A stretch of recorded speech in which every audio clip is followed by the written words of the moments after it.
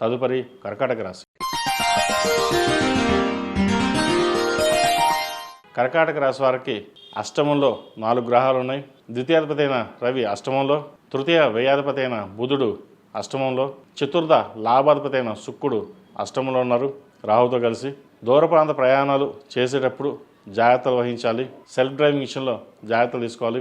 ఏదైనా ఒక నిర్ణయాలకు వచ్చేటప్పుడు 1-2 సార్లు ఆలోచించి ముందుకెళ్ళడం చెప్పదగినది. అదేవిధంగా ఆరోగ్య సంబంధించిన విషయాలు ఇబ్బంది పెట్టే అవకాశం గోచరిస్తుంది. ఏదైనా సరే ముందుగా డాక్టర్ సలహాలు తీసుకుని ముందుకెళ్ళడం చెప్పదగిన సూచన. అదేవిధంగా వృత్తి ఉద్యోగాల పరంగా అనుకూలంగా ఉంటుంది. వ్యాపార నిమిత్తం ₹1కి ₹4 ఖర్చు ఉంటుంది. ఏదైనా కొత్త వ్యాపారం ప్రారంభిద్దాం అనుకుంటారు. ఉన్న వ్యాపారాన్ని ప్రస్తుతానికి సక్కంగా చూసుకుని తర్వాత అవసరమైతే కొత్త వ్యాపారం ప్రారంభించండి, లేకపోతే నష్టపోయే అవకాశం గోచరిస్తుంది. అదేవిధంగా ఈ రాశిలో జన్మించిన విద్యార్థులకు చాలా అనుకూలంగా ఉంటుంది. విదేశీ విద్యకు సంబంధించిన వ్యవహారాలు, వైద్య వృత్తులు వారికి అనుకూలంగా ఉంటుంది.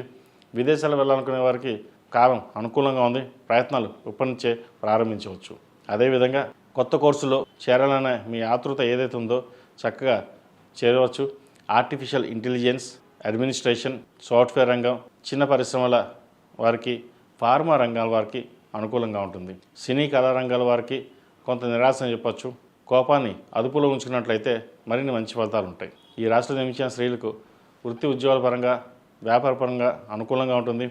అయితే కుటుంబ సభ్యులతోటి అన్నదమ్ములు కావచ్చు, జీవిత భాగస్వామి కావచ్చు, యువత అక్క చెల్లెలు కావచ్చు, విభేదాలు వచ్చే అవకాశం గోచరిస్తుంది. మాట పట్టింపులు కూడా ఎక్కువ ఉండే అవకాశం గోచరిస్తుంది. వాటి విషయంలో జాగ్రత్త వహించాలి.